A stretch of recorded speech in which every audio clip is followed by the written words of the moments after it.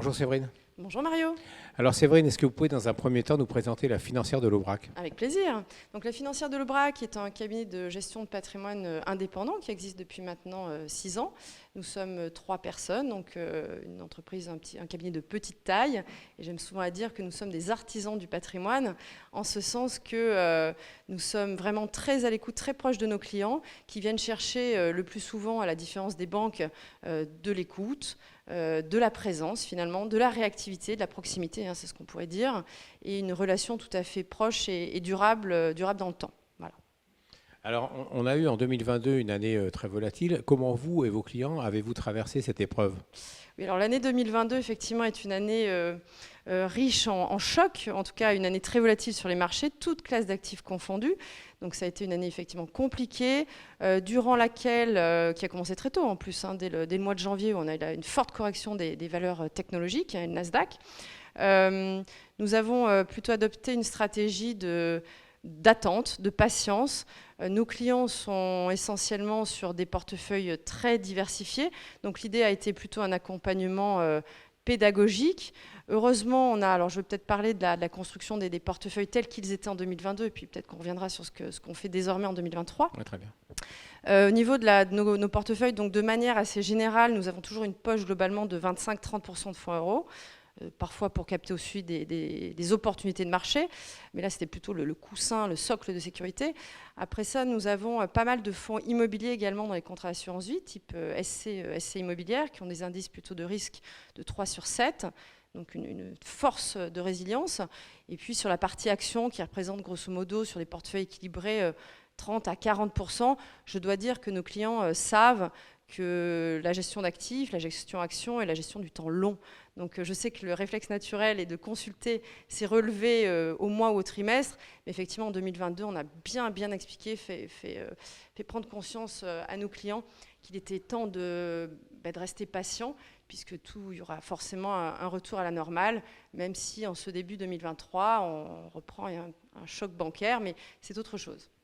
Alors justement, avant le choc bancaire, on a quand même eu un rallye sur les marchés. Finalement, aujourd'hui, les indices se portent plutôt bien. Et comment sont construits donc vos portefeuilles à l'heure où on se parle?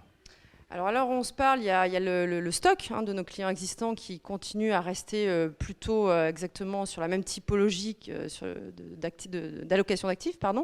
Pour les nouveaux entrants ou les personnes qui complètent, qui remettent de l'argent sur leur contrat, finalement, effectivement, on a des positions un petit peu différentes, à savoir, nous revenons depuis quelques mois sur la classe d'actifs obligations que nous avions un petit peu laissé de côté ces derniers temps, ces dernières années, puisqu'il n'y avait pas de rendement à aller chercher véritablement. Une stratégie de portage obligataire, les fonds dits à échéance qui offrent un rendement tout à fait satisfaisant, que l'on soit sur de l'investment grade ou sur du high yield. Donc on a 20-30% d'obligations et on reste toujours sur des fonds immobiliers. Et après, je dirais que sur la classe action, on est plutôt sur de l'opportunité, quand on a des fenêtres un petit peu qu'on a connues il y a 3 semaines, des opportunités d'acquisition à meilleur prix et faire baisser les prix moyens d'achat. Effectivement, on y retourne. Il y a une classe d'actifs peut-être que l'on peut développer aussi, c'est le private equity. Oui, je veux bien, parce qu'il y a un engouement sur cette classe. Et est-ce que ça va durer? Qu'en pensez-vous? Alors, en effet, je trouve que c'est une belle opportunité depuis quelques années, 1 an ou 2. Cette classe d'actifs, je dirais, s'est démocratisée.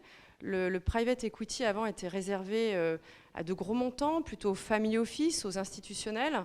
Et désormais, il y a des produits packagés mis à disposition dans le cadre de l'assurance vie. Donc ça, c'est tout à fait intéressant, avec de très jolies maisons qui ont un bon savoir-faire sur cette classe d'actifs tout à fait spécifique. Moi, j'aime beaucoup aller travailler avec les clients parce que déjà, elle est différente et différenciante des autres classes d'actifs traditionnelles. Il est vrai qu'on se rend compte que les clients apprécient, en ce sens que le private equity, c'est l'économie réelle, c'est tangible. Les clients ont l'impression, et à juste titre d'ailleurs, de contribuer au développement, à l'amorçage ou à l'accompagnement un petit peu plus tardif sur des sociétés plus matures, à des sociétés françaises. Donc voilà, je trouve que c'est plutôt une bonne idée. Et il est vrai que ça minore aussi un petit peu la volatilité des portefeuilles. Alors passons maintenant peut-être à la durabilité. On a vu que la réglementation s'est durcie. Comment est-ce que vous vivez cela ? Plutôt bien. Plutôt bien.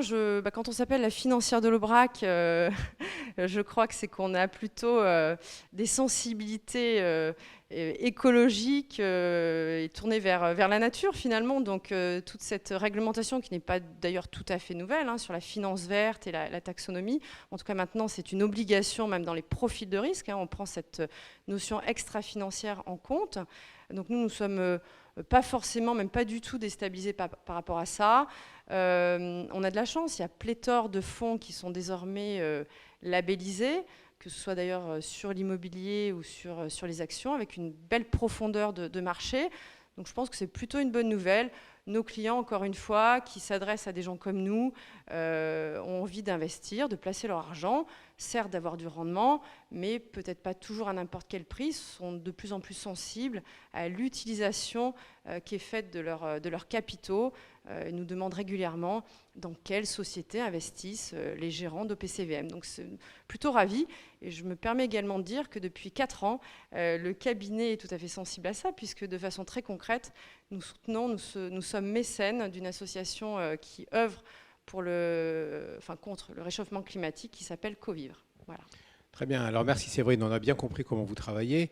Une dernière question. Selon vous, pourquoi les clients viennent-ils vous voir ? Écoutez, nous on travaille beaucoup par recommandation. Donc nos meilleurs ambassadeurs, nos meilleurs commerciaux finalement sont nos clients qui sont satisfaits. Donc ça c'est plutôt très satisfaisant. Ça valide notre travail. Après, ce qu'ils viennent chercher, c'est ce que je disais tout à l'heure. Le prérequis, c'est vraiment la qualité du conseil. Mais après ça, on en revient, on est à l'écoute, etc. Peut-être une notion à dire, c'est qu'on a des clients de plus en plus jeunes. Avant, la gestion de patrimoine était réservée plutôt à partir de 40, 50 ans. Je fais partie de cette génération. Mais désormais, on voit arriver au cabinet de jeunes actifs, des médecins donc, qui débutent dans leur vie active à 30 ans ou des personnes qui sortent d'écoles de commerce ou autres, en tout cas qui de suite ont de bons salaires et qui ont plutôt le réflexe de venir voir des indépendants, des conseillers en gestion de patrimoine indépendants, plutôt que leur banque. Donc c'est toujours très agréable. Et je crois que finalement, on parle souvent du marché low cost, des acteurs Internet et autres, mais ils se rendent rapidement compte, enfin ça pourrait être leur génération d'ailleurs, mais ils se rendent rapidement compte que notre monde de la finance, de l'économie, des impôts, de la retraite, etc. est très complexe. Et d'avoir un petit peu un chef d'orchestre qui manie un petit peu toutes ces compétences leur va tout à fait bien. Donc moi, je me réjouis de recevoir de jeunes personnes dans nos cabinets. Donc ça, c'est un rajeunissement du portefeuille qui est quelque chose d'assez singulier depuis 2-3 ans. Magnifique. Merci Séverine. On connaît maintenant beaucoup mieux la financière de l'Aubrac et à très bientôt. Merci beaucoup Mario, à très bientôt.